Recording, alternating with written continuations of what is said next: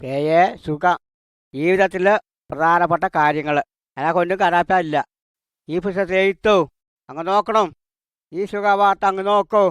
ഈ ശബ്ദം നിങ്ങൾ കേൾക്കുമ്പോൾ അടുത്ത പേജ് മറിച്ച് നോക്കണം.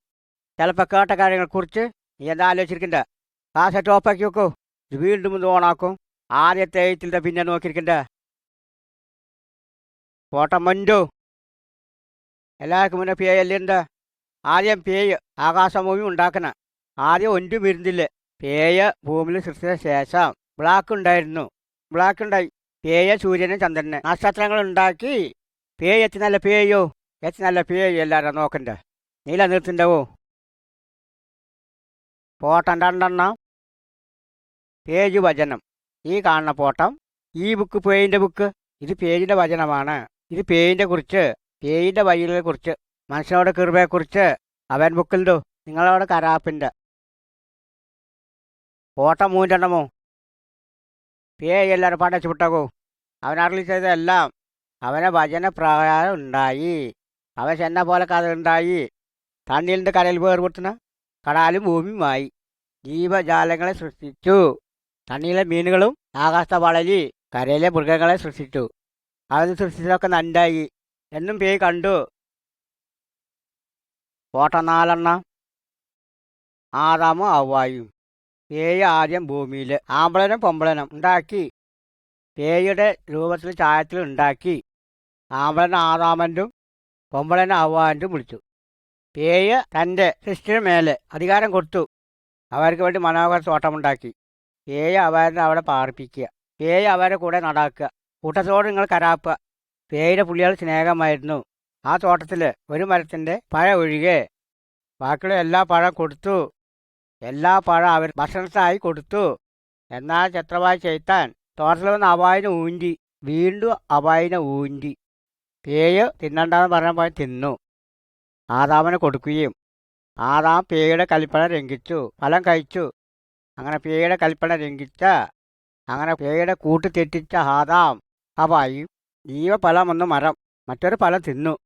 എന്നു പാവിയായി എന്നു ജീവിച്ചായി ഇരിക്കുവാൻ പേയ് അവന് ഏദൻ തോട്ടത്തിൽ അവനെ പുറാത്തിറാക്കി വിട്ടു. ആദാമിൻ്റെ മക്കളായ സകല മനുഷ്യന്മാരും പാവത്തിൽ ജനിച്ചവരായ പാവത്തിൽ ജീവിച്ച് പാവം ചെയ്തു. പേയിൽ നിന്ന് അന്യപ്പെട്ടു.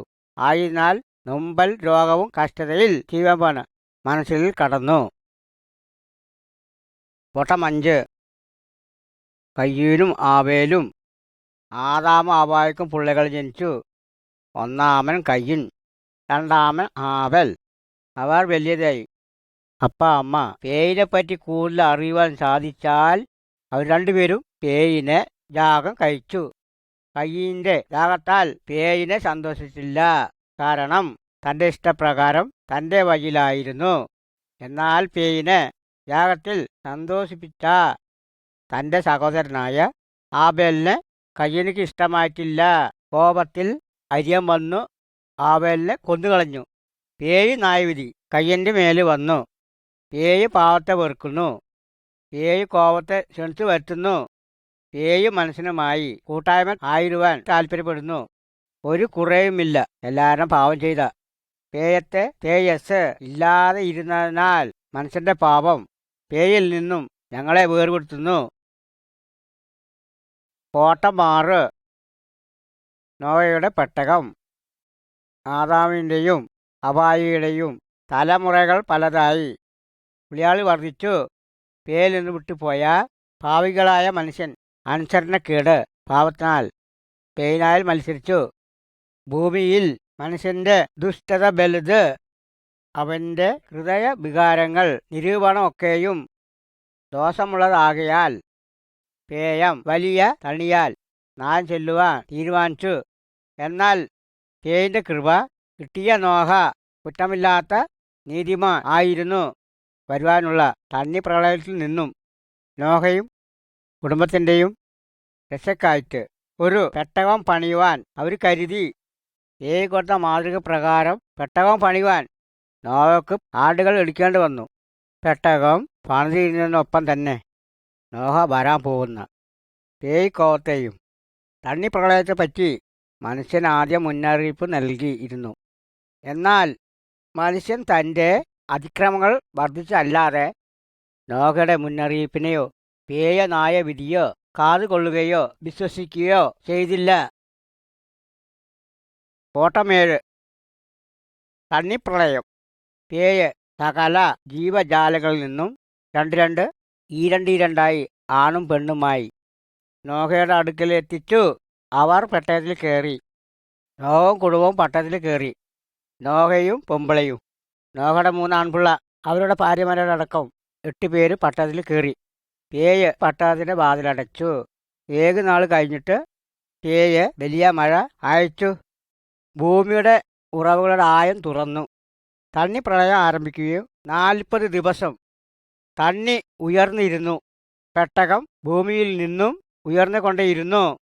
പെട്ടകത്തിൻ്റെ വെട്ടയിരുന്നു സകല ജീവജാലങ്ങളും. മനുഷ്യനും ജീവൻ പോയി. എന്നാൽ പേയിനെ പേടിച്ചു അനുസരിച്ചു നോഹയും കുടുംബവും പെട്ടകത്തിൽ കൂടെ രക്ഷ പ്രാപിച്ചു. കോട്ടമിട്ട് അബ്രാഹാം, സാറ, ഇസാക്ക്. തണ്ണി പ്രളയത്തിന് ശേഷം പേയ് നോഹയും കുടുംബവും പെട്ടകത്തിൽ നിന്ന് ഭൂമിയിലേക്ക് ഇറക്കി അനുഗ്രഹിച്ചു. അവർ വർദ്ധിച്ചു. വീണ്ടും ഭൂമിയിൽ മനുഷ്യൻ നിറഞ്ഞു. നോഹയുടെ വംശപാരമ്പര്യത്തിൽ പെട്ട അബ്രാഹാം ഏഴിനെ നമ്പുകയോ സ്നേഹിക്കുകയും അനുസരിക്കുകയും ചെയ്തു. അബ്രാഹാമിൻ്റെ പേയ് അനുഗ്രഹിച്ചു വർദ്ധിപ്പിച്ചു. വലിയ ജാതിയാക്കുമെന്ന് പേയ് വാഗ്ദാനം ചെയ്തിട്ടുണ്ടായി. അബ്രാഹാം തൻ്റെ പൊമ്പിളയും സാറായും വളരെ വയസ്സും നിന്നും പ്രായമായിട്ടും ജനിച്ച് പിള്ളയുണ്ടായില്ല. എന്നാൽ അറബിനാളുടെ പിതാവായ ഇസ്മായിൽ അബ്രഹാമിൻ്റെ പെമ്പിള്ളയായ സാറായ ഇസ്ലീമിയിലെ ദാസിയുടെ മകനായിരുന്നു. എന്നാലും വയസ്സായിട്ടും ശക്തിയുള്ള പേയ് അബ്രഹാമിന് സാറായില് ഒരു മകനെ നൽകി. അവരാണ് ഇസാക്ക്. എല്ലാ ജനകൂട്ടങ്ങളും ഇസാക്കിൻ്റെ സന്തതിയിൽ കൂടി അനുഗ്രഹിക്കുമെന്ന് പേയ് ഉറപ്പ് നൽകി. കോട്ടം 9 മോശയും ന്യായപ്രമാണം. ഇസഹാക്കിൻ്റെ മകനായ യാക്കോബിന്റെ പുല്യ പേയ് അനുഗ്രഹിച്ചു പെരുകിച്ചു വലിയ ജാതിയാക്കി തീർത്തു. അവരാണ് ഇസ്രായേൽ ആൾക്കൂട്ടം. ആ കുടുംബത്തിൽപ്പെട്ട മോശ പേയിൽ നമ്പി അനുസരിച്ച് പേയുടെ ആൾക്കൂട്ടത്തെ നീന്തത്തിന് നൽകി. ഇസ്രായേൽ ആൾക്കൂട്ടത്തെ മിസ്രയീമിൽ നിന്നും ഉറപ്പുള്ള ദേശത്തെ യാത്രയിൽ പേയ് മോശയെ ഏറ്റവും ഉയരം കൂടിയ മലയിലേക്ക് വിളിച്ചു. പേയുടെ ആൾക്കൂട്ടത്തെ ചൊല്ലിക്കൊടുക്കുവാൻ കൽപ്പന കൊടുത്തു. ആ കൽപ്പനകളെ പേയ് തന്നെ മോശയ്ക്ക് കല്ലിൽ എഴുതി കൊടുത്തു. പേയ് ആ കൽപ്പനകൾ പേയ് പിള്ളകൾ നന്മയ്ക്കായി അനുസരിക്കുവാൻ ചൊല്ലിക്കൊടുക്കുവാൻ അരുളി ചെയ്യുകയും ചെയ്തു. കോട്ടം 10 കൽപ്പനകൾ. പേയ് കൊടുത്ത നല്ല കൽപ്പനകൾ ആരും അനുസരിച്ചാലും പേയിട്ടാൽ അനുഗ്രഹിക്കപ്പെടും. ഈ കൽപ്പനകൾ നാം ഏകസത്യ പേയത്തെ നമ്പി സ്നേഹിച്ചു അനുസരിച്ച് ജീവിക്കണം എന്നും വിഗ്രഹങ്ങൾ ഉണ്ടാക്കുകയോ തൊഴുകുകയോ ചെയ്തുവെന്നും പേയുടെ പേർ വ്രതം എടുക്കരുത്. ആഴ്ചയിൽ ഒരു ദിവസം പേയിനെ ആരാധിക്കുവാനും വിശ്രമിക്കുവാൻ മാറ്റിവെക്കണം. അപ്പനും അമ്മയും ബഹുമാനിക്കണം. കൊല്ലരുത്, വ്യഭിചാരം ചെയ്യരുത്, കളവെടുക്കരുത്, നുണ ചെല്ലരുത്, മറ്റുള്ളവരുടെ സാധനം കൊതിക്കരുത്. അതാണ് പേയുടെ കൽപ്പനകൾ. കോട്ടം 11 പാവം പരിഹാരത്തിനായ യാഗം. മോശയുടെ ന്യായപ്രമാണം കാലഘട്ടത്തിൽ പേയുടെ കൽപ്പനകൾ അനുസരിക്കാതെ പാപം ചെയ്താൽ ഒരാടുംകുട്ടി പാപപരിഹാരമായി പേയിനെ ബലി കഴിക്കണം. ആ ആട്ടുംകുട്ടി പാപം ചെയ്തവൻ്റെ സ്ഥാനത്ത് ജീവൻ പോണം. ഞാൻ പേയിൻ്റെ കൽപ്പനകളെ ലംഘിച്ച് പാപം ചെയ്യുമ്പോൾ പേയിന് എതിരായി ഞാൻ പാപം ചെയ്യുകയും കുറ്റം ചെയ്യുകയും ചെയ്തു. ഈ ചോര ചിന്തി ബലിയായി തീർന്ന കുഞ്ഞാട് വരാനുള്ള മഹാബലിയായി പേയ് കുഞ്ഞാടിനെ ചൂണ്ടിക്കാണിക്കണു. പേയ് തൻ്റെ പിള്ളയായ യേശു ക്രിസ്തുവിന് മനുഷ്യൻ്റെ പാപപരിഹാര ബലിക്കായി ചോര ചിരിഞ്ഞ ജീവൻ പോകുവാൻ നമ്മുടെ പാപപരിഹാരം വരുത്തുവാൻ ലോകത്തിലേക്ക് വരുവാൻ. കോട്ടം 12 ഉറപ്പ് ചെയ്ത നിമിഷങ്ങൾ. പേയിൻ്റെ സമയമായപ്പോൾ ഗലീല നസറത്തിൽ എന്ന വലിയ അങ്ങാടിയിൽ ഔസേപ്പിൻ്റെ കല്യാണം നിശ്ചയിച്ചിരുന്ന കല്യാണം കഴിക്കാത്ത കന്യകയായ മറിയയുടെ അടുക്കൽ പേയം ഗബ്രിയേൽ എന്ന ഒരു ദൂതനെ അയച്ചു. ദൂതൻ മറിയോട്, മറിയെ പേടിക്കണ്ട, നിനക്ക് പേയിൻ്റെ കൃപ കിട്ടി, നിനക്ക് ഗർഭം ധരിച്ച് ഒരു ആൺപിള്ളനെ പെറ്റു. മറിയ ആശ്ചര്യത്തോടെ, ഞാൻ ആമ്പിളെന്നറിയാതെ ഇത് എങ്ങനെയായി, ഇത് എങ്ങനെ സംഭവിക്കുന്നു? ദൂതൻ അരുളി ചെയ്തു, പരിശുദ്ധാത്മാവ് നിന്റെ മേൽ വന്ന് പേയിൻ്റെ ശക്തി നിന്റെ മേൽ നിഴലിടും. നിന്റെ മേൽ ഉത്ഭവിക്കുന്ന വിശുദ്ധ സന്താനം ആ പേയിൻ്റെ പുത്രൻ എന്ന് വിളിക്കപ്പെടും. ദൂതൻ ഔസേപ്പിന് കിനാവിൽ വന്നു, പേടിക്കണ്ട, നിനക്ക് കല്യാണം നിശ്ചയിച്ചിരിക്കുന്ന മറിയയിൽ പരിശുദ്ധ ആവിയിൽ ഒരുവായിരിക്കുന്ന ആൺപിള്ളെ അവൾ പെറ്റുകിടക്കുമ്പോൾ യേശു അല്ലെങ്കിൽ രക്ഷിതാവ് എന്ന് അർത്ഥമുള്ള പേര് വിളിക്കണം. തൻ്റെ കൂട്ടത്തെ അവരുടെ പാപത്തിൽ നിന്ന് രക്ഷിക്കും. ഔസേപ്പ് മറിയെ ചേർത്തുകൊണ്ട് യേശു ജനിക്കുന്നത് വരെ അവളെ പരിഹരിക്കാതെ ഇരുന്നു. ഓട്ടം 13. യേശുവിൻ്റെ ജനനം. യേശുവിൻ്റെ ജനന സമയമായപ്പോൾ കൈസറിൻ്റെ കൽപ്പന പ്രകാരം എല്ലാവരും അവരുടെ പിതാക്കന്മാരുടെ അങ്ങാടിയിൽ പേര് ചേർക്കാനായി എന്ന് കൽപ്പനയുണ്ടായി. ആയതിനാൽ ഔസേപ്പും മറിയയും തൻ്റെ പിതാക്കന്മാരുടെ അങ്ങാടിയായ ബെഥാലേമിൽ പോയി. അവർ ബെഥാലേമിൽ എത്തിയപ്പോൾ അവർ കിടക്കുവാൻ സ്ഥലമില്ലായിരുന്നു. കണ്ടിത്തൊഴുത്തിൽ അഭയം തേടി വന്നു. അവിടെ മറിയ തൻ്റെ ആദ്യ പിള്ളയായ യേശുവിനെ പെറ്റു. കീഴനെ പൊതിഞ്ഞ് കണ്ടിത്തൊഴുത്തിൽ കിടത്തി. അന്തിക്ക് ആട്ടുംകൂട്ടത്തിൽ കാവലിരുന്നവരായ ഇടയന്മാർക്ക് ഒരു ദൂതൻ പെട്ടെന്ന് വന്നു, പേടിക്കണ്ട, സകല ആൾക്കൂട്ടത്തെ ഉണ്ടാകാനുള്ള മഹാസന്തോഷം ഞാൻ നിങ്ങളോട് പറയുന്നു. കർത്താവായ ക്രിസ്തു എന്ന രക്ഷിതാവ് നിങ്ങൾക്കായി പെറ്റു. പെട്ടെന്ന് സ്വർഗീയ ദൂതന്മാരുടെ കൂട്ടം ആകാശത്തിലെ വന്നു. ദൂതനോടെ ചേർന്ന് പേര് ആരാധിച്ചു. ഇടയന്മാർ ബെഥാലേമിൽ രക്ഷിതാവിനെ കാണാൻ പോയി. അവർ യേശുവിനെ ശീലയിൽ പൊതിഞ്ഞു കിടത്തിയിരിക്കുന്നത് കണ്ടു. മറ്റുള്ളവരോട് അവർ യേശുവിനെ കുറിച്ച് ദൂതൻ ചൊല്ലിയത് അറിഞ്ഞു. എല്ലാവരും അന്തം വിട്ടു. ഓട്ടം 14. യേശു എന്ന ഉപദേശകൻ. യേശു ഔസേപ്പിൻ്റെയും മറിയയുടെയും വീട്ടിൽ വളർന്നു. 12 വയസ്സായപ്പോൾ ഔസേപ്പും മറിയയും യെരുശലേം പള്ളിയിലേക്ക് അവനെ കൊണ്ടുപോയി. ശാസ്ത്രന്മാരോടും പണ്ഡിതന്മാരോടും പേയിനെ പറ്റി ഉപദേശം കേൾക്കുകയും ചോദിക്കുകയും ചെയ്തപ്പോൾ അവർ എല്ലാവർക്കും ആശ്ചര്യമുണ്ടായി. അവന് 30 വയസ്സായപ്പോൾ തൻ്റെ പരസ്യമായി ശുശ്രൂഷ തുടങ്ങി. മറ്റുള്ളവരെ ചൊല്ലിക്കൊടുക്കുവാൻ, അത്ഭുത കാര്യങ്ങൾ ചെയ്യുവാൻ തുടങ്ങി. ചിലർ അവനെ അവശേഷിച്ച് അനേകർ എതിർത്തപ്പോൾ അവനെ നമ്പി അവനെ പിന്നാലെ പോയാൻ തുടങ്ങി. ഓട്ടം 15. യേശുവിൻ്റെ അത്ഭുത കാര്യങ്ങൾ. യേശു പേയു വചനം ചൊല്ലിക്കൊടുത്ത അതോടൊപ്പം തന്നെ വലിയ അത്ഭുത കാര്യങ്ങൾ ചെയ്തുണ്ടായി. നുമ്പൽക്കാരനെ സുഖമാക്കി, കണ്ണ് കാണാത്തവർക്ക് കാഴ്ച നൽകി, കാറ്റിനും കടലിനും ശാന്തമാക്കി, ഭൂതങ്ങളെ പുറത്താക്കി, ജീവൻ പോയ ആൾക്കാരെ ഉയർത്തി. പേയിൻ്റെ അധികമായ ശക്തി അവനിൽ ജനങ്ങൾ കാണാൻ തുടങ്ങി. ആയതിനാൽ അനേകരും അവൻ പേയിനാൽ അയക്കപ്പെട്ടവൻ എന്നും സമ്മതിച്ചു.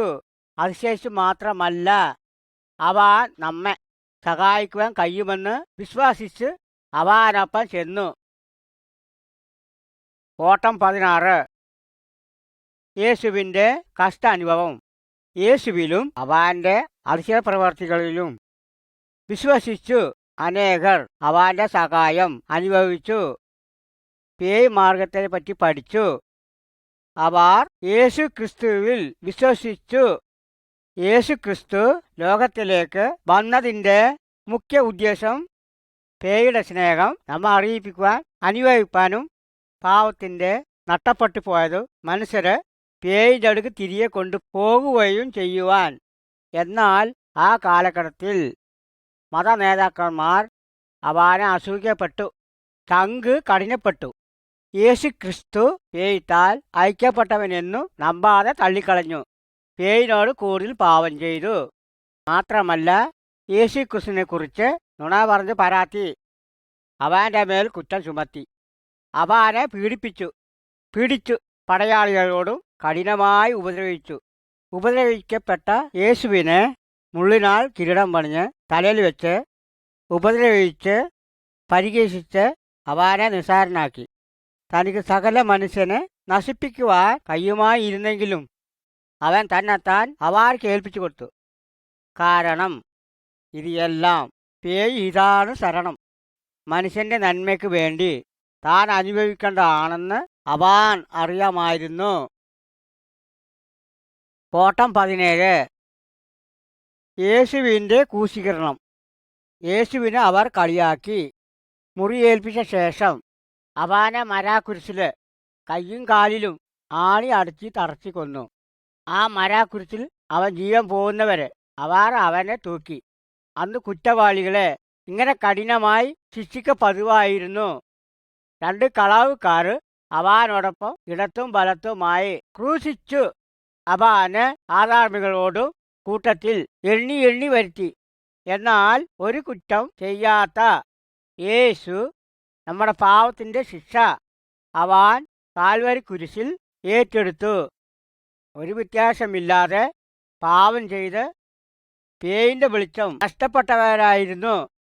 നമ്മുടെ പാവത്തിന് വേണ്ടി നമ്മുടെ ജീവൻ പോകേണ്ട സ്ഥാനത്ത് നമുക്ക് എല്ലാവർക്കും വേണ്ടി യേശു ക്രിസ്തു നമ്മുടെ പാവത്തിൻ്റെ ശിക്ഷ വഹിച്ചു. നമ്മൾ പാപികളാണെന്നും നമ്പി സമ്മതിച്ച് പാപങ്ങൾ ഏറ്റുപറഞ്ഞ് ഉപേക്ഷിച്ചാൽ പേയെ ക്രിസ്തു യേശു മുഖാന്തരം നമ്മുടെ പാപങ്ങളെ ക്ഷമിക്കും. കർത്താവായ യേശു ക്രിസ്തുവിൽ നമ്പിയാൽ നീ രക്ഷ പ്രാപിക്കും. നിനക്ക് രക്ഷ കിട്ടും. കോട്ടം 18. ഉയർന്ന് എഴുന്നേറ്റു അവൻ്റെ കൂട്ടുകാർ അവൻ്റെ ശരീരത്തെ കുരിശ് നിറക്കി അവൻ്റെ ജീവൻ പോയ ശേഷം ഒരു വലിയ കല്ലുരുട്ടി അവൻ്റെ വാച്ച അടച്ചു ചീലി വെച്ചു. പട്ടാളക്കാർ കാവൽ നിന്നു. അവൻ്റെ അരിയങ്കാർ അതോടെ യേശുവിനെ നശിപ്പിച്ചെന്ന് കരുതി 3-ാം ദിവസം അന്നത്തെ നിയമങ്ങളനുസരിച്ച് അവൻ്റെ ശരീരത്തെ സുഗന്ധവർഗം പൂസുവാൻ ചില പൊമ്പളെ അതിരാവിലെ ചുടലേക്ക് ചെന്നു. കല്ലറയിലെ വാച്ചൽ മാറിയിരിക്കുന്നത് അവർ ശ്രദ്ധിച്ചു. 2 ദൂതന്മാർ അവർക്ക് പ്രത്യക്ഷപ്പെട്ടു. യേശു ജീവൻ പോണൽ നിന്നും ഉയർന്നെഴുന്നേറ്റു, അവൻ ഇവിടെ ഇല്ല എന്ന് കരാപ്പി. അതെ, യേശു ജീവൻ പോയ അവരിൽ നിന്നും ഉയർന്നെഴുന്നേറ്റ അവൻ പേയാണ് തെളിയിത്ത. അവൻ ജീവിക്കുന്നു. അവൻ മരണത്തെ ചെയ്താന് എന്തെന്നുമായി തോൽപ്പിത്ത അതിജീവിക്കുന്ന നമ്മുടെ രക്ഷിതാവോ. കോട്ടം 19. തോമസ് നമ്പിന. യേശു ക്രിസ്തു ഉയർന്നെഴുന്നേറ്റ ശേഷം ശിഷ്യന്മാർക്ക് പ്രത്യക്ഷനായി അവരുടെ കരാപ്പുകയും തിന്നുകയും കൊടുക്കുകയും ചെയ്തു. തോമസിന് ശിഷ്യനായ സമയത്ത് അവരോടൊപ്പം ഇരുന്നില്ല. അവൻ വന്നപ്പോൾ യേശു പ്രത്യക്ഷപ്പെട്ട വിവരം അവനോട് ചൊല്ലി. തോമസ് ചൊല്ലി യേശുവിൻ്റെ മുറി കണ്ട അത് തൊട്ടു നോക്കിയാൽ മാത്രമേ അവൻ വിശ്വസിക്കുള്ളൂ. ഒരാഴ്ച കഴിഞ്ഞ് ശിഷ്യന്മാർ കൂടിയിരിക്കുമ്പോൾ തോമസ് ഉണ്ടായിരുന്നു.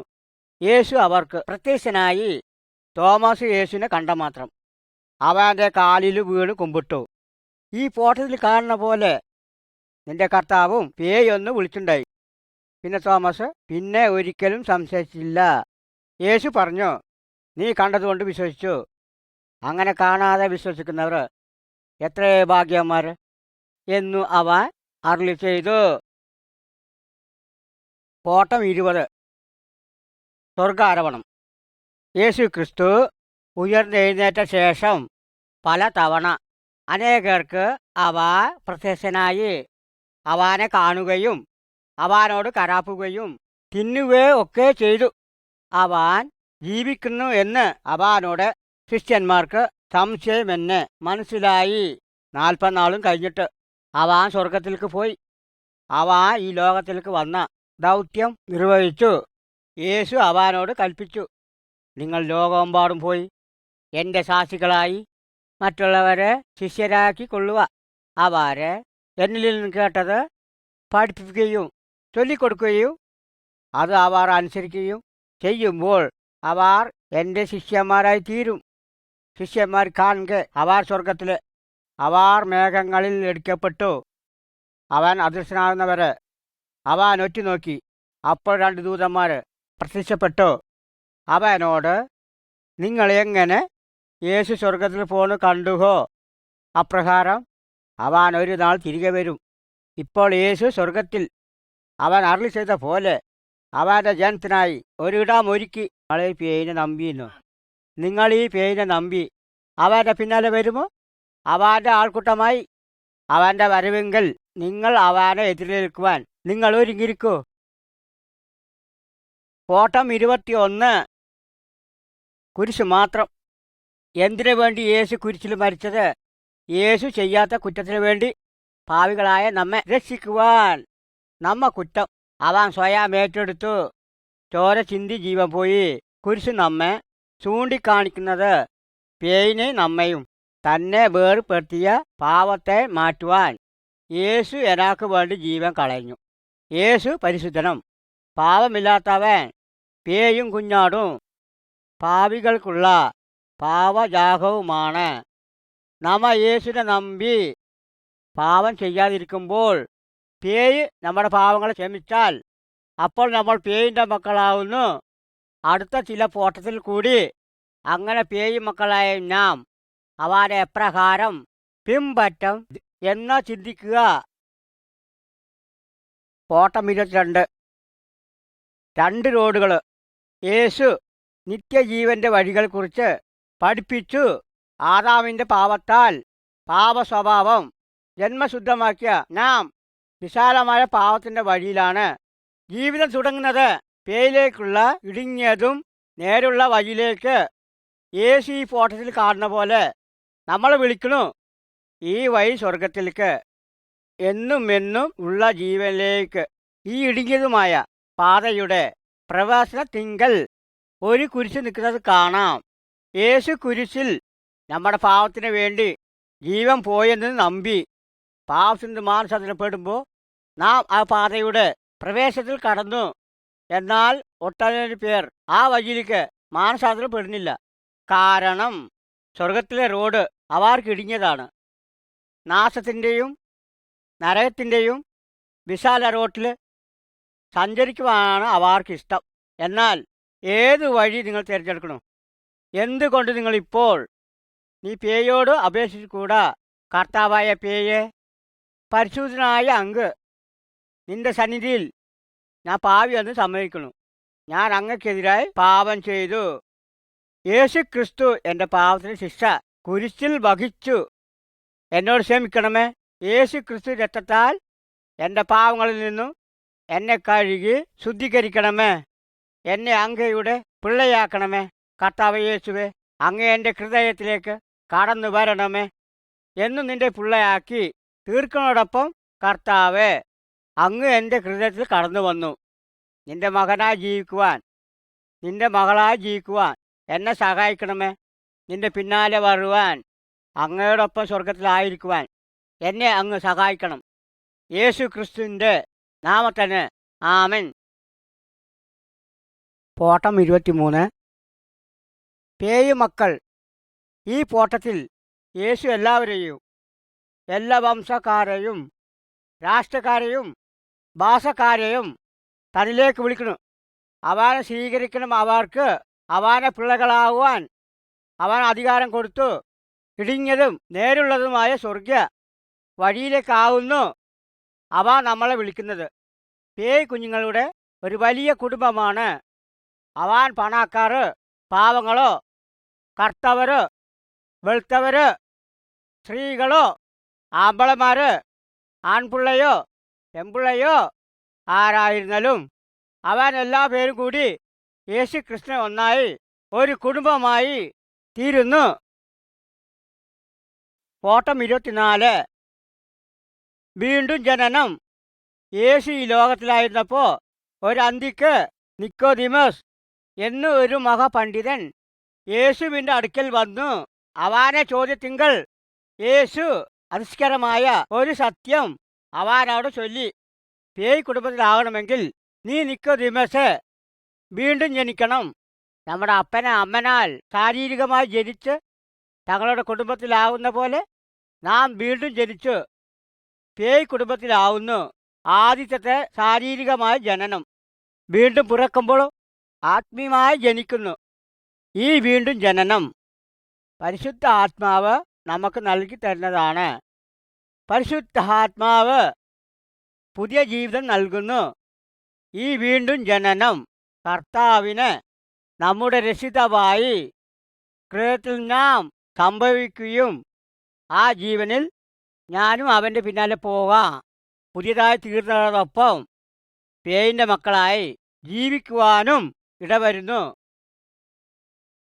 ഓട്ടം 25. പരിശുദ്ധാത്മാവ് യേശു സ്വർഗത്തിൽ പോകുന്ന മുമ്പായി ശിഷ്യന്മാരുടെ വാർത്തത്വം കൊടുത്തു. അവൻ പരിശുദ്ധാത്മാവിനെ അയക്കുമെന്ന്. ഈ പരിശുദ്ധാത്മാവ് നമ്മുടെ ആശ്വാസദായകനായി തീരുന്നു. യേശു സ്വർഗാരോഹണം ചെയ്ത് 10 നാൾ കഴിഞ്ഞപ്പോൾ ശിഷ്യന്മാർ എല്ലാവരും ഒരുമിച്ച് ഒരിടത്ത് കൂടിയിരുന്നു. വലിയ കാറ്റിൻ്റെ ശബ്ദം കേട്ടു. ഫോട്ടത്തിൽ കാണുന്ന പോലെ തീയുടെ നാക്കുകൾ ഓരോ ശിഷ്യന്മാർക്കും പതിക്കുണ്ടായി. യേശു ഉറപ്പ് ചെയ്ത പരിശുദ്ധാത്മാവ് അന്ന് അവരിൽ വരികയുണ്ടായി. അവർ ആത്മാവിൽ നിരാന്ത. ആ ദിവസം പൂരം ദിവസമായിരുന്ന നാൾ അനേക ഭാഷകളിൽ നിന്ന ആൾക്കാർ യെരുശലേമിൽ ഉണ്ടായിരുന്നു. ശിഷ്യന്മാർ ആത്മാവിൽ നിറഞ്ഞു അവിടെ കൂടിയിരിക്കുന്നവരുടെ ഭാഷകളിൽ പേയിൻ്റെ കാര്യങ്ങൾ ചൊല്ലുവാൻ തുടങ്ങി. പേയ് ചെയ്ത അത്ഭുത കാര്യങ്ങൾ, പേയായ യേശുവിനെ കുറിച്ച് കരാപ്പി 3000-ഓളം പേര് വചനം കേട്ടു യേശുവിനെ നമ്പി സ്വീകരിച്ചു. യേശുവിനെ സ്വീകരിച്ച് പിന്നാലെ പോകുന്ന അവരിൽ പരിശുദ്ധാത്മാവ് വസിക്കുന്നു.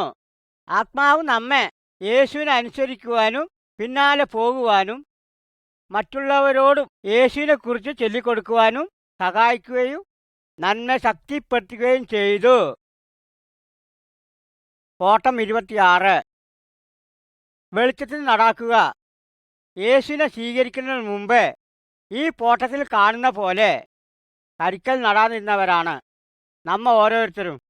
വെളിച്ചമില്ലായാൽ തട്ടുകയും ഇടരുകയും ബുകുകയും ചെയ്യുന്നു, പാവത്തിൽ ജീവിക്കുകയും ചെയ്യുന്നു. എന്നാൽ യേശുവിനെ നമ്മ സ്വീകരിക്കുമ്പോൾ നാം വെളിച്ചത്തിൽ സത്യത്തിൽ നടക്കുന്ന മനുഷ്യനെ പോലെ ആകുന്നു. അവൻ എവിടെ പോകുന്നതെന്ന് അറിയാം. വഴി ദുർഘടമായാലും യേശുവിൻ്റെ വെളിച്ചം നമ്മളെ നയിക്കും.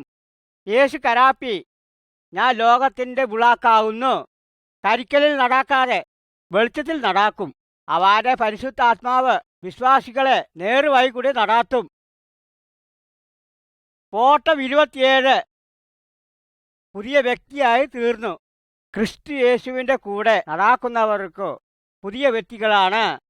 ഒരുത്തൻ ക്രിസ്തുവിലായാൽ പുതിയ മനുഷ്യനായി തീർന്നു. അവൻ്റെ വചനം അനുസരിക്കുവാനും പേയ് നമ്മുടെ പാവങ്ങൾ ക്ഷമിച്ചത് കൊണ്ട് നന്ദിയോടെ പേയ് നൽകിയ പുതിയ ജീവിതത്തിൽ നടാതെ ചെയ്യണം.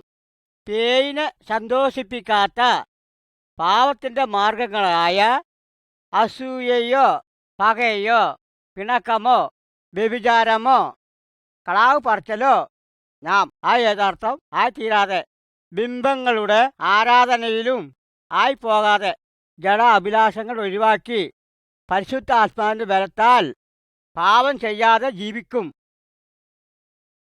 ഓട്ടം 28. ക്രിസ്തീയ കുടുംബം. കുടുംബം മൊത്തമായി യേശുവിൻ്റെ വഴിയിൽ ജീവിക്കുമ്പോൾ ആമ്പളെ പൊമ്പളനെ സ്നേഹിക്കുകയും പൊമ്പള ആമ്പളനെ മാനിക്കുകയും വേദപുസ്തകം പഠിപ്പിക്കുന്ന പോലെ ആമ്പളെ പൊമ്പളന്മാർ പരസ്പര സഹായിച്ച് ഉഷാറാക്കിച്ചു അന്യോന്യം കരുതി ജീവിക്കുന്നതോടൊപ്പം തന്നെ തങ്ങപ്പുള്ളികളെ പേയിനെ സ്നേഹിക്കുവാനും അനുസരിക്കുവാനും ബഹുമാനിക്കുവാനും അവൻ്റെ വചനത്തിൽ നിന്നും പഠിപ്പിക്കണം. കുടുംബമായി പേയിനോട് പരേച്ചുക. ഒരുമിച്ച് ദൈവവചനം വായിച്ച് ഒരുമയോട് ജീവിക്കുക. കർത്താവിനെ സ്നേഹിക്കുകയും മാനിക്കുകയും ചെയ്യണം. ഓട്ടം 29. ശത്രുക്കളെ സ്നേഹിക്കുക. യേശു തൻ്റെ അനുഗാമികളെ മറ്റുള്ളവരെ സ്നേഹിക്കാൻ പഠിപ്പിച്ചു. അവൻ സ്നേഹത്തിൻ്റെ ഉറവിടമാണ്. നമ്മുടെ പകക്കാരെ പോലും ഞാൻ സ്നേഹിക്കുന്നു. ഒരിക്കൽ യേശു ഒരു ഉപമ പറയുകയുണ്ടായി. ഒരു ജാത്രയിലായിരുന്ന ഒരാളിനെ കള്ളന്മാരടിച്ചു, ഉപദ്രവിക്കുകയും മുറിവേൽപ്പിക്കുകയും കളവെടുക്കുകയും ചെയ്തു. വഴിയിൽ ഉപേക്ഷിച്ചു പോയ മനുഷ്യൻ ജീവൻ പോകാൻ മല്ലിടുമ്പോൾ വേറെ വംശത്തിൽപ്പെട്ട ഒരാൾ ഇത് കണ്ടിട്ട് അവനോട് ദയ തോന്നുകയുണ്ടായി. അവൻ്റെ മുറിവുകൾ കെട്ടി അവൻ്റെ കൈതപ്പുറത്ത് ഈ മുറിവേറ്റ മനുഷ്യനെ ഒരു സത്രത്തിലാക്കി പരിപാലിക്കുകയും ചെയ്തു. ആയത് മാത്രമല്ല, അവൻ്റെ അസുഖം മാറുന്നവരെ അവനെ നോക്കുവാനുള്ള ചെലവും താൻ കൊടുത്തു.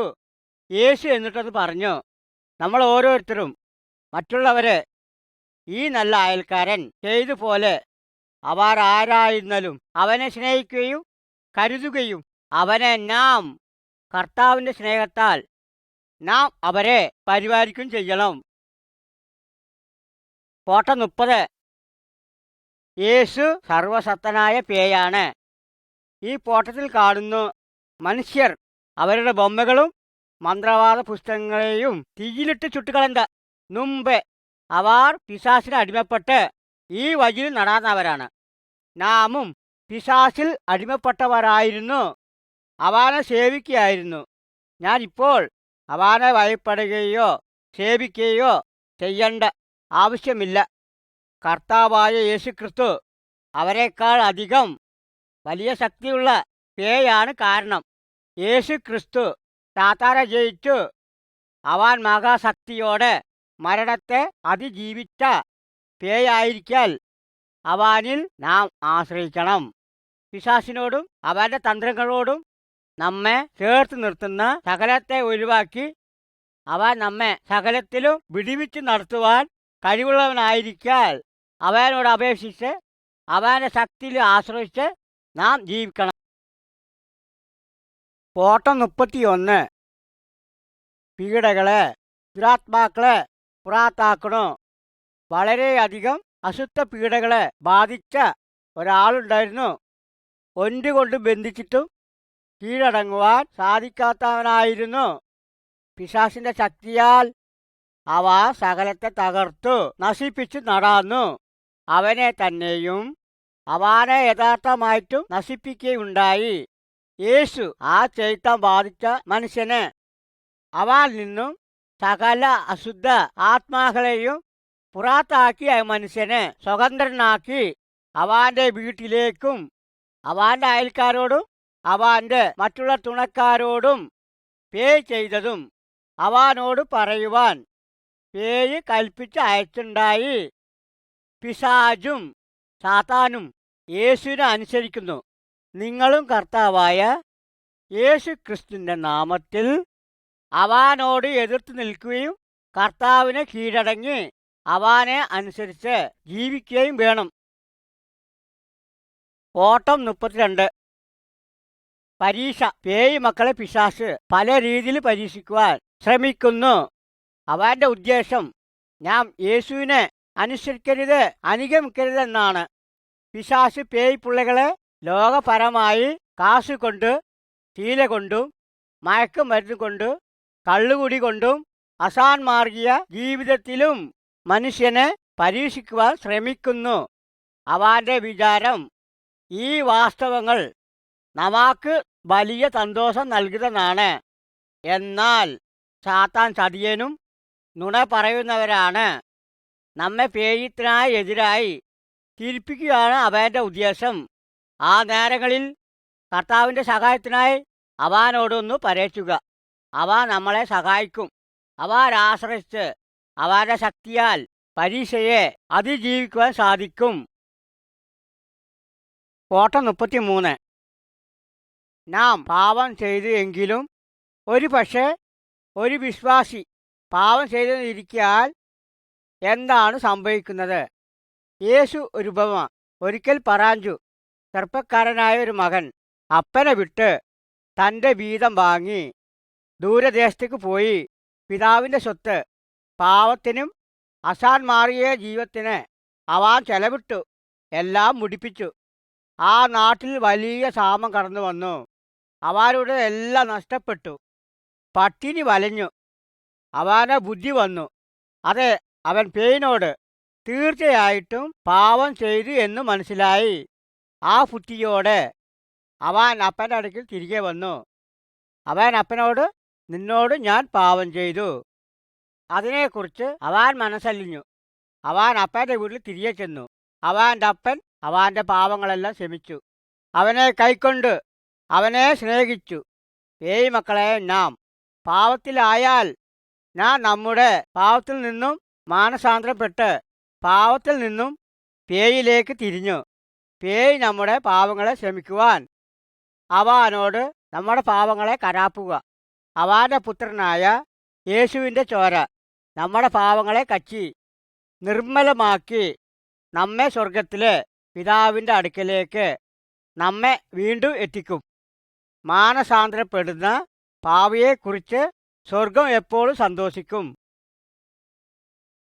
കോട്ട 34. നുമ്പലുകൾ.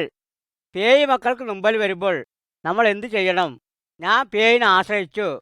അവനോട് പരാച്ചുക. അവൻ്റെ ഹിതമാണെങ്കിൽ അവ നമ്മൾ സുഖമാക്കുകയും അവൻ്റെ സമാധാനത്താൽ നിറയ്ക്കുകയും ചെയ്യും. എല്ലാം അവൻ്റെ നിയന്ത്രണത്തിലാണെന്ന് നാം അറിയുകയും അവൻ്റെ സാന്നിധ്യവും സമാധാനവും നമ്മുടെ രോഗക്കിടക്കയിൽ അനുഭവിപ്പാനും അത് നമ്മെ കർത്താവിൻ്റെ കൂടെ അടുക്കുവാനും സഹായിക്കുകയും അവ നമ്മുടെ നുമ്പൽ കിടക്ക മാറ്റി നമ്മുടെ സുഖമാക്കുകയും ചെയ്യും. പോട്ട 35. മരണം. ഈ പോട്ടത്തിൽ ഒരാളെ അടക്കം ചെയ്യാൻ പോകുന്നു. ഒരിക്കൽ നാം ഓരോരുത്തർ ജീവൻ പോകും. ഒരിക്കൽ നാം ഓരോരുത്തരും ജീവൻ പോകും. അപ്പോൾ എന്താണ് പേയ് മക്കൾക്ക് സംഭവിക്കുന്നത്? ദൈവവചനത്തിൽ ശ്രദ്ധിക്കാം. വിശ്വാസികളുടെ ജീവൻ പോകുമ്പോൾ അവൻ്റെ ആത്മാവും ദേഹിയും സ്വർഗത്തിൽ കർത്താവിൻ്റെ അടുക്കൽ പോകുന്നു. ഈ പോട്ടത്തിൽ കാണുന്ന പോലെ ഇവിടെയുള്ള തൻ്റെ ബന്ധുമിത്രാദികളും മറ്റുള്ള അയൽക്കാരും സങ്കടപ്പെട്ടവരും സങ്കടത്തിലാവുകയും കേൾക്കുകയും ചെയ്യുന്നു. എന്നാലും നാം ജീവൻ പോണത് പേടിക്കേണ്ട ആവശ്യമില്ല.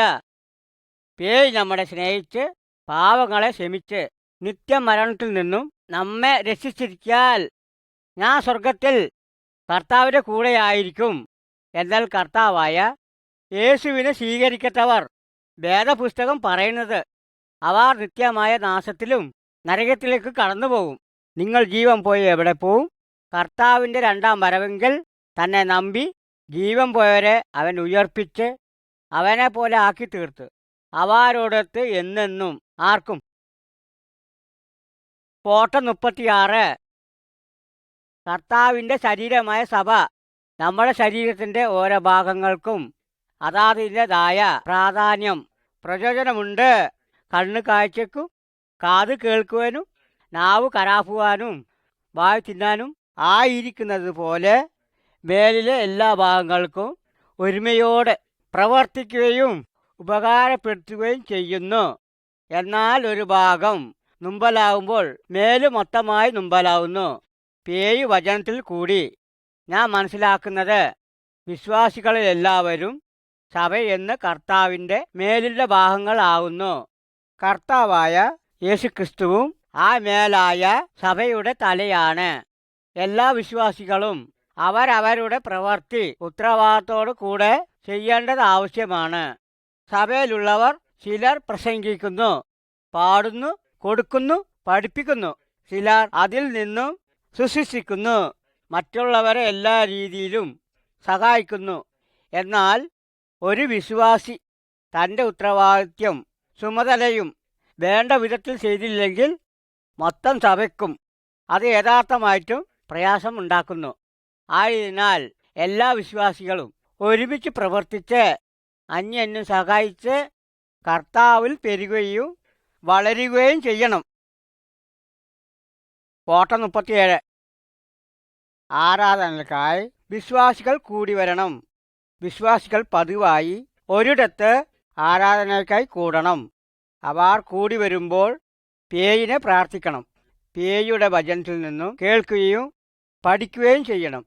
പരേക്ഷണം അവനെ ശ്രുതി സ്വോത്രങ്ങളോട് നന്ദിയോട് പാടി പുകഴ്ത്തണം.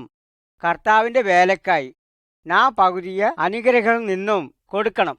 കർത്താവ് ഓർപ്പിച്ചതുപോലെ അവൻ്റെ ആൾക്കൂട്ടങ്ങൾ കൂടി വരുമ്പോൾ അവർ അവൻ്റെ മരണത്തെയും അടക്കത്തെയും ഉയർപ്പിനെയും വീണ്ടും വരവിനും ഓർക്കുകയും അവൻ്റെ ശരീരത്തെ ചൂണ്ടിക്കാണിക്കുന്നതായ അപ്പം തിന്നുകയും അവൻ്റെ ചോരയിൽ കാണിക്കുന്ന മുന്തിരിച്ചാറ് കുടിക്കുകയും ചെയ്യണം. ഈ പോട്ടത്തിൽ കാണുന്നത് പോലെ അവൻ്റെ ശരീരം നമ്മുടെ പാവത്തിനായി നുറുകപ്പെടുകയും അവൻ്റെ ചോര നമ്മുടെ പാവത്തിൽ നിന്നും രക്ഷിക്കുവാൻ ചിന്തുകയും അത് അവൻ്റെ രണ്ടാം വരവും വരെയും തുടർച്ചയായി സഭയായി ചെയ്തുകൊണ്ടിരിക്കുകയും ചെയ്യേണ്ടത് ആവശ്യമാണ്. പോട്ട 38. യേശു തൻ്റെ ജനത്തിനായി തിരികെ വരുന്നു. അവൻ ഉറപ്പു ചെയ്തതുപോലെ കർത്താവ് ഒരിക്കൽ തിരിച്ചു വരും. അവനെ അപേക്ഷിക്കുന്നവർക്കായി അവൻ ചിന്തിക്കാത്ത സമയത്ത് വരുന്നത്. അവനെ വിശ്വസിച്ച വിശ്വാസികൾ കല്ലറയിൽ നിന്ന് ഉയർന്നെഴുന്നേറ്റു. അവനെ നമ്പി ജീവിക്കുന്നവർ പെട്ടെന്ന് രൂപാന്തരപ്പെട്ട് ഒരുമിച്ച് മേഘങ്ങൾ എടുക്കപ്പെടും.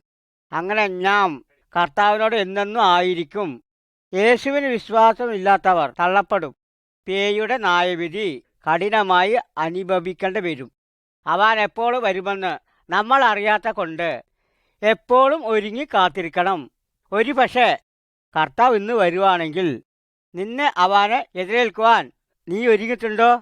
ഇല്ലെങ്കിൽ നിന്റെ ജീവിതം ക്രമപ്പെടുത്തി അവനെ എതിരേൽക്കുവാൻ ഒരുങ്ങുമോ? പോട്ട 39. ഞാൻ കർത്താവിനായി ഫലം കായ്ക്കണം. ഈ പോട്ടത്തിലെ മരത്തിൽ വളരെ ഫലം കാണാൻ കഴിയും. ഞാൻ കർത്താവിനെ അനുഗമിക്കുമ്പോൾ പരിശുദ്ധാത്മാവായ പേയ് ഈ ആത്മീയ ഫലങ്ങളെ നമ്മ ജീവിതത്തിൽ ഉളവാക്കുന്നു. വേദപുസ്തകത്തിൽ ഈ ഫലങ്ങളെ സ്നേഹം, സന്തോഷം, സമാധാനം, ദീർഘക്ഷമ, ദയ, പരോപകാരം, വിശ്വസ്തത, സൗമ്യത, ഇന്ദ്രജിതം ഇങ്ങനെ പലതായി കാണുന്നു. യേശു കരാപ്പി, നാ സാസാൽ മുന്തിരി വള്ളിയും നിങ്ങൾ കൊമ്പുകളുമാകുന്നു. നിങ്ങൾ എന്നിൽ വസിച്ചാൽ ഞാൻ നിങ്ങളിലും നിങ്ങൾ എന്നിലും ആയിരിക്കും. നിങ്ങൾ വളരെ ഫലം കായ്ക്കും. നിങ്ങൾ വളരെ ഫലം കായ്ക്കുന്നത് കൊണ്ട് പിതാവായ പേയത്തെ നിങ്ങൾ മഹത്വപ്പെടുത്തും. ഉണങ്ങിയ കൊമ്പുകൾ ഫലം കായ്ക്കയില്ല. അവയെ മുറിച്ച് തീയിലിട്ട് ചുട്ട് കളയും. പേയ് ആഗ്രഹിക്കുന്നത് അവൻ്റെ അനുഗാമികളെ നാം ഓരോരുത്തരും വളരെ ഫലം കായ്ച്ച് പേയിനെ മഹത്വപ്പെടുത്തണം എന്നുള്ളതാണ്. അങ്ങനെ നാം ജീവിക്കുമ്പോൾ മറ്റുള്ളവർ കർത്താവിൽ വളരുവാനും കർത്താവിലായിത്തീരുവാനും സാധിക്കും. നമ്മുടെ ജീവിതം കൊണ്ട് പേയത്തെ മഹത്വപ്പെടുത്തുവാനും കഴിയും. പോട്ട 40. അവൻ്റെ സാക്ഷികളാകുക. യേശു തൻ്റെ ശിഷ്യന്മാരോട് കരാപ്പി, സ്വർഗത്തിലും ഭൂമിയിലും സകല അധികാരവും എനിക്ക് നൽകപ്പെട്ടിരിക്കുന്നു. ആയാൽ നിങ്ങൾ പുറപ്പെട്ട് പിതാവിൻ്റെയും പുത്രൻ്റെയും പരിശുദ്ധാത്മാവ് നാമത്തിലെ സുവിശേഷം അറിയിച്ച് സ്നാനപ്പെടുത്തി ഞാൻ നിങ്ങളോട് കൽപ്പിച്ചതൊക്കെയും അനുസരിക്കുവാൻ തക്കവണ്ണം ഉപദേശിച്ചുകൊണ്ട് സകല ജാതികളെയും ശിഷ്യനാക്കിക്കൊള്ളുവൻ. അങ്ങനെ യേശു ക്രിസ്തുവിനെ വിശ്വസിക്കുന്നവർ അവർ പാപത്തിൽ നിന്നും നിത്യനരകത്തിൽ നിന്നും നിത്യമരണത്തിൽ നിന്നും രക്ഷ പ്രാപിക്കും. നീ ഒരു വിശ്വാസിയോ ആണെങ്കിൽ മറ്റുള്ളവരെ ഈ സന്തോഷ വാർത്ത അറിയിക്കുവാൻ നീ മുന്നിലേക്ക് വന്ന് കർത്താവിൻ്റെ പരിശുദ്ധാത്മാവിൻ്റെ സഹായത്താൽ ചെയ്യുമോ? പേയിൻ്റെ പരിശുദ്ധാത്മാവ് നിനക്ക് ധൈര്യവും കരാപ്പാനുള്ള കഴിവ് നൽകി തരും. ഈ പോട്ടങ്ങളുടെ പുസ്തകം നീ ഉപയോഗിച്ച് നീ പഠിച്ചത് നീ മറ്റുള്ളവരെയും അറിയിക്കുമോ? അങ്ങനെ ആണെങ്കിൽ നീ കർത്താവിനെ രക്ഷിതമായി സ്വീകരിച്ചത് കൊണ്ട് നിന്റെ സാക്ഷ്യം കൊണ്ട് മറ്റനവധി പേര് ഈ സാക്ഷി മുഖാന്തരം കർത്താവായ യേശു ക്രിസ്തു എന്ന രക്ഷിതാവിനെ അറിഞ്ഞ് നിത്യജീവന്റെ അവകാശികളായി തീരുവാൻ സാധിക്കും. അങ്ങനെ ഈ കർത്താവിൻ്റെ ഉത്തമ സാക്ഷിയായി ജീവിക്കാൻ സാധിക്കും. പേര് നിന്നെ അനുഗ്രഹിക്കുമാറാകട്ടെ. കർത്താവിൻ്റെ സാക്ഷിയായി തീരുവാൻ നിന്നെ സഹായിക്കുമാറാകട്ടെ. ആമേൻ.